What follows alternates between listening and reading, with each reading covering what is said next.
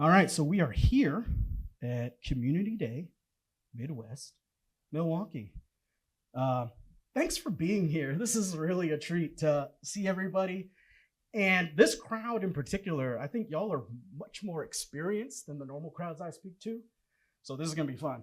We're gonna go really quick because I only got 25 minutes, but that's okay because we're gonna do data gone in 60 seconds. Make some noise if you saw Gone in 60 Seconds, the movie, the 2000s Jerry Bruckheimer, Nicolas Cage film. Yes, that's right. So you may be wondering, what does Nicolas Cage movies have to do with ETL pipelines? Well, let's just get into it. The story so far, I love serverless. I work at Serverless Guru, and I do all things serverless. I prefer it. Just gonna let you know that right now because I am biased. We're gonna build an ETL pipeline.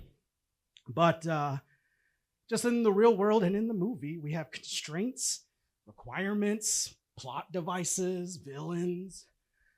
And when I build my architectures, sometimes I try to find divine inspiration. And I call upon my special relationship with the one true God of the internet, Nicolas Cage. And I've been building software now for 8 to 10 years. And I think a journey of trade-offs is kind of what I boil down software development to, because we can kind of do anything, right? Like from the keynote earlier, like we can do a lot of stuff, but what should we do? What are the trade-offs? What are the constraints, right? So first, we got to do the business. You get a call, you got to come in, you're talking with stakeholders. I wish they'd actually brought steak. All right, so what does business want? Okay, we've got a data source, great. We gotta do some transformation on it, cool. And we gotta put it somewhere, awesome. I can build APIs, sling around some JSON, no problem. But then there's always complications in the real world where the rubber meets the road. Business wants what? It goes from what does business want to business wants what? So I was told, and my team, that we don't have any control over where the data is coming from. There's already like an expert doing the thing, collecting all of the data, and just shipping it to an endpoint that I create, right? And I couldn't even really do much with the data source, even if I wanted to, right? It's a completely different domain experience. Right? They're in the field collecting a bunch of metrics from machines that I have no idea how they actually run. And then at this time, the client was like, okay, we've got this third-party SaaS making a bunch of data. You just slurp it in and give our analysts some real-time filtering over it. I said, sure, we can do that. Okay. And then also another constraint is like, I didn't get to really choose where it goes. So I don't know where it's coming from, and it's just gonna come. And I have no control over where it's going. I just gotta send it.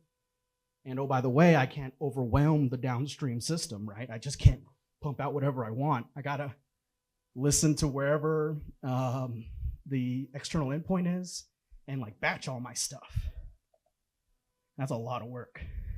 So then I'm like, oh, please, dear God, Cage, show me the way. The power of Cage, right? So if you haven't seen Gone in 60 Seconds, let me give you a brief kind of like what the movie's about. All right, so Nicolas Cage, right up there. He's the main star. He's a retired car thief, right? He was very good, but then he got out and got clean. He didn't get caught by the cops, nothing. But he has a problem. And his problem is his little brother. And his little brother comes to him and said, oh, I messed up. So it went from, what does Kip want? The brother. To, Kip did what? Kip agreed to steal a bunch of cars for a crazy mob boss. And he couldn't do it. So now he has to call his older brother, Nicolas Cage, to clean up his mess. Sound familiar? Yeah. And so in Gone in 60 Seconds, he has constraints, right? He has the cops breathing down his neck, and he has this crazy psycho mob boss telling him he's got to bring 50 cars in 4 days. Now, just like us seasoned architects, like we've built pipelines, stolen cars, we did all these things, but every time is like a very unique amount of like real world nastiness.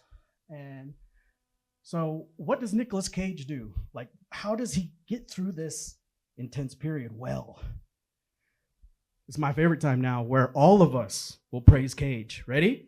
On 3, I want y'all to feel the power of Cage.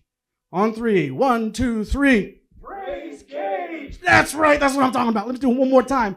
On 3, 1, 2, 3. Praise Cage! I love it. So what do? We're gonna assemble the cloud crew. Now, every good heist needs a crew, right? Yeah, Ocean's 11, you gotta have the muscle, you gotta have the hacker. So in Gone in 60 Seconds, he's like, oh, I have this unsurmountable problem. Well, how do we fix it? We talk to people. We get people together. We find out what their real skills are.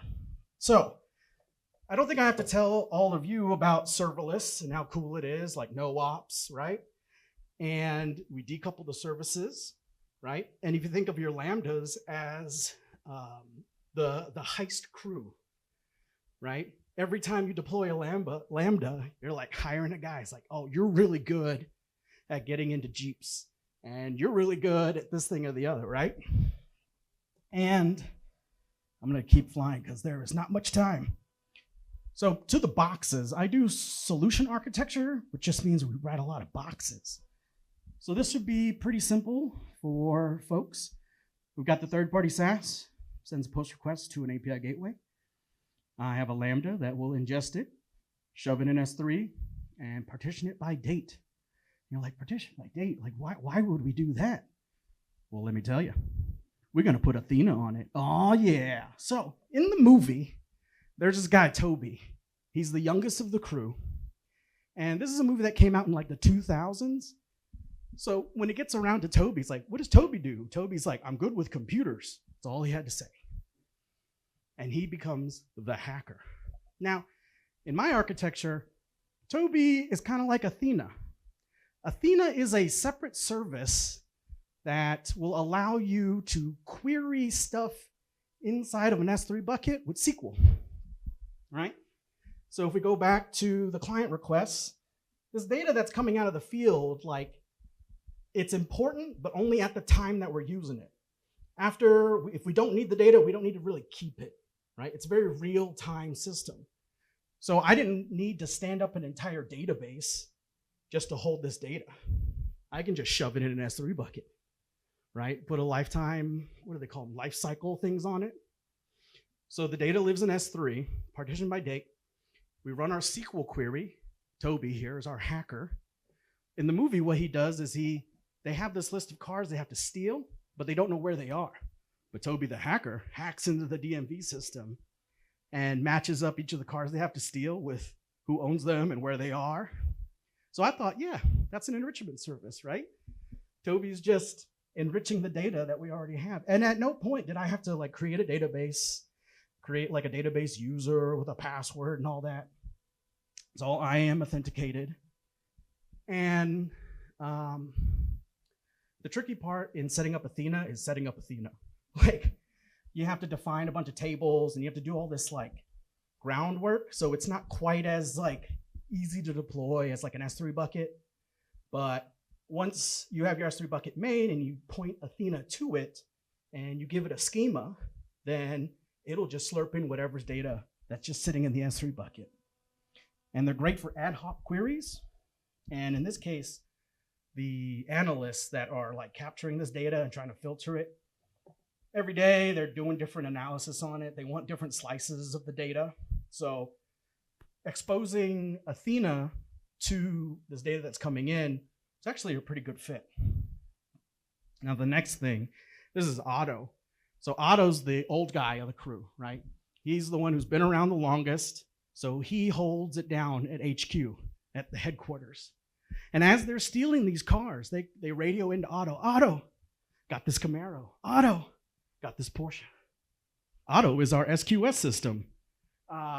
We could make all of the Lambdas, the crew, aware of what they're taking, where they're taking it to. but that just duplicates everything, right? So instead of doing that, we're just going to use SQS. SQS gives us a durable queue. We know it's going to come in at least once. That's the rub, right? It comes in at least once, could come in more than once, and you have to deal with it. The other thing is that order is not guaranteed, so another thing you got to deal with. But if your use case is okay with that kind of stuff, it's great. Just set up a durable queue. Once Athena gets its hooks into it, it's going to pop it on the queue. And then there's another Lambda that batches them up 10 at a time, sends them off to the data lake, right? Good so far? Making sense? Okay. So now we got Otto. He's doing great. We got Toby. He's doing great. We got the Lambdas. They're doing great. So you got this whole crew running in production. Here we go. This is the whole story right here. We got a mob boss. He's really angry. Third-party SaaS we have no control over. He just ships over data. It comes in through the API gateway. I put a picture of Eleanor. That's like the hero car of the movie. And I tried to make like a transit gateway joke because it's a car, but it didn't really work. And then it just gets ingested to S3. The ingestion automatically puts it into partitions. Then we're going to query all the stuff that's in S3. It's going to pop it on the queue, and the queue is going to handle the back pressure so that we're not overloading the really old data lake we got to send over there. So, wow, we went really fast. It's demo time. Are we ready for the demo? Yeah, but first, hello everybody. My name is Paul Chin Jr. I'm from Norfolk, Virginia. I work at Serverless Guru. I'm a big serverless proponent. It's been my whole career for 8 to 10 years. If you go to this QR code, you can get the list of the GitHub repo and some other fun stuff. I turned maybe I can show you real quick. Let's see, how do I turned a salad spinner into like a DJ controller using nothing but Node.js and a library called Johnny 5. Yeah, so if you want to check that out, it's on my YouTubes. Please go check it out. Also, I had the unique opportunity to smash servers at reInvent last year. So this is a company that decommissions servers, and they were like, you want to come smash them? I was like, yes. So you can check that out. And I have a podcast for Talking Serverless where we talk about all things serverless. Pretty self-explanatory. I made a hilarious blog post here called AWS minus AWS. It's how you can use AWS without using AWS. Definitely check that out. All right, back to the presentation. So that's me. I'm Paul Chin Jr. Find me on LinkedIn, on the GitHubs. If you or anybody you know needs to get into the cloud, migrate to the cloud, build new applications, give Serverless Guru a call. They sent me here. Big thanks to them for sending me. And now it's time for the demo. All right, I'm going to put this down here because I got to typey type. Are we feeling good? Yeah, we praising Cage? Praise Cage, that's right. Oh, man, I love it. Okay, so this should be pretty simple. Let's see. Okay, so we've got, I don't think I'm going to go through the code necessarily because what I'm going to do is I'm going to run the pipeline, see if it works, and then, see if it works. Okay, so very simple. We're going to start with a post request. And this is going to go straight to my API gateway. I've got, some JSON here. There's a sensor ID, the temperature in Fahrenheit, and a timestamp. Great. Let's post it. Praise Cage. Hey, wrote 6 records to S3. Okay.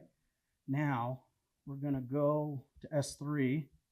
We're going to refresh this. There's my raw bucket, and there's the partition. All right, so it wrote those to a JSON. We're good. Okay, so once that lands in there, actually, what's kind of fun is you can go to the Athena thing. Okay, cool. So I'm gonna run this query, which basically is gonna like look for all the records, match it to the year date, convert the Fahrenheit to Celsius, just because some contrived transformation. And if I just run this in the console, there it are. Those are the 6 records that got written in. Now, what's cool is I wrote this Lambda. So when I trigger this Lambda, it will do the query, get the records, pop those records onto SQS.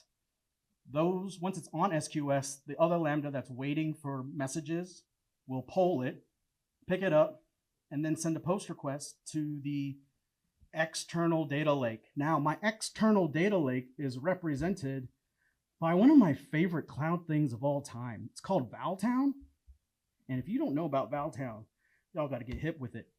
It is like, it's GitHub GIS if they ran like Lambdas. Super cool. So what I have here is just this webhook called External Data Warehouse, receives a post request and writes it to a SQLite instance that's supported by Valtown. Now, in Valtown, like you can, this is like a client to look into the SQLite database, right? So right now, if I run it, there's nothing in there. Okay, so just to figure out what we've done, we've posted the SAS thing posted directly to our endpoint, shoved it in S3. Now I'm going to run my Lambda that does this query.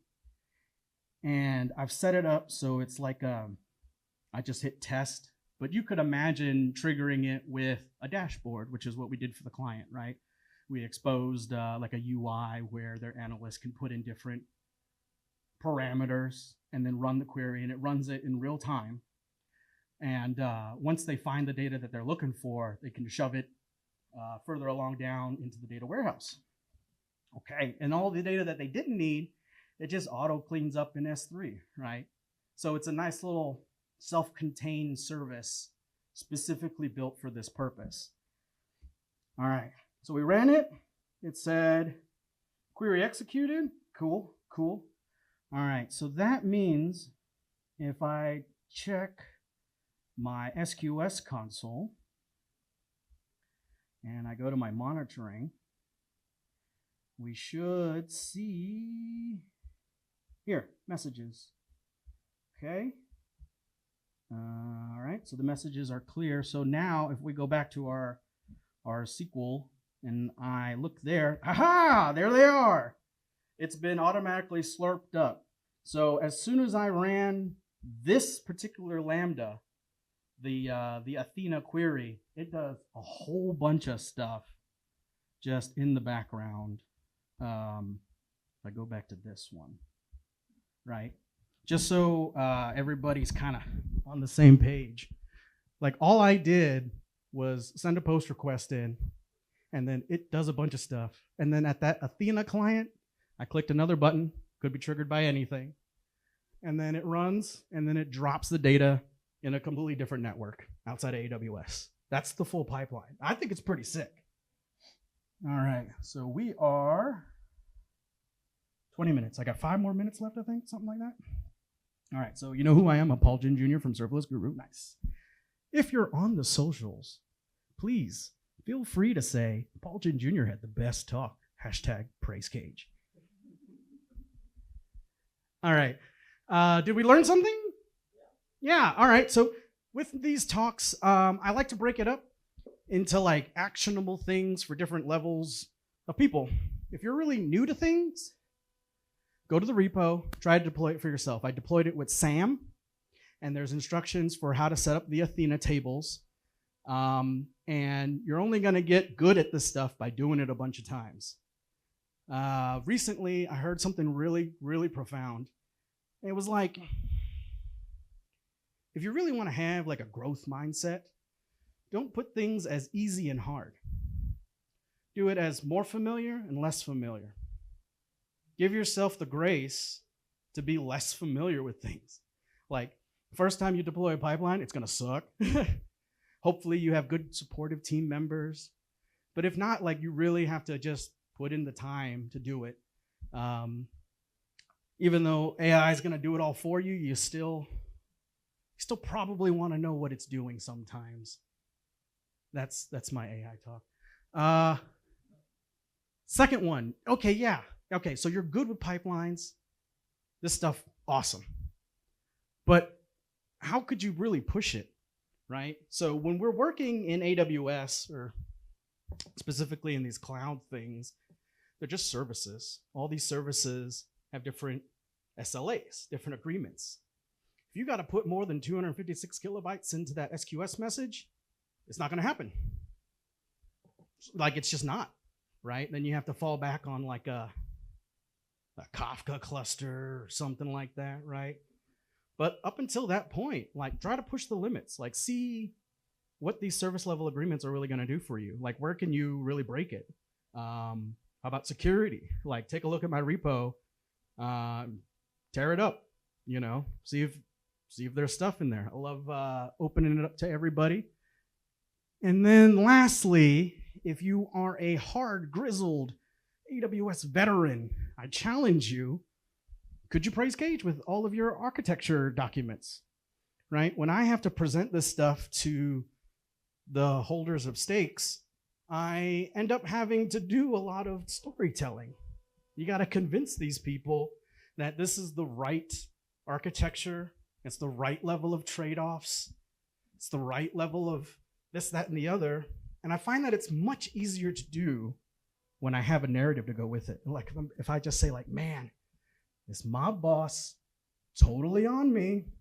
The rest of the team's like, okay, cool. We know that there's this constraint. And so with that, also ADRs. Do y'all know what that is? Architectural design review or something. You just write down what you did. Please, just write down what you did. I have gotten so much mileage out of just writing down what I did. Couple of sentences, checking in with the repo. Do it. And, you know, I like putting Easter eggs in there, putting jokes or whatever, because nobody ever reads it. But until that one person will read it, and it will save their day. And with that, thanks. That's 25 minutes, I think. There's Nicolas Cage.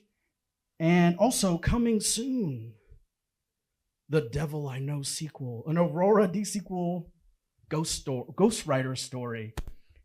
I talk all about how, like, I am not a good sequel person. So, like, can I make a new deal with a new devil that I don't know which is sequel? And will Aurora D-sequel, you know, give me the flexibility that I love coming from Dynamo? That's an upcoming talk. Follow me on the socials. I really appreciate everybody being here. And that's my time. I'll take questions and you can clap. Thank you. Thank you.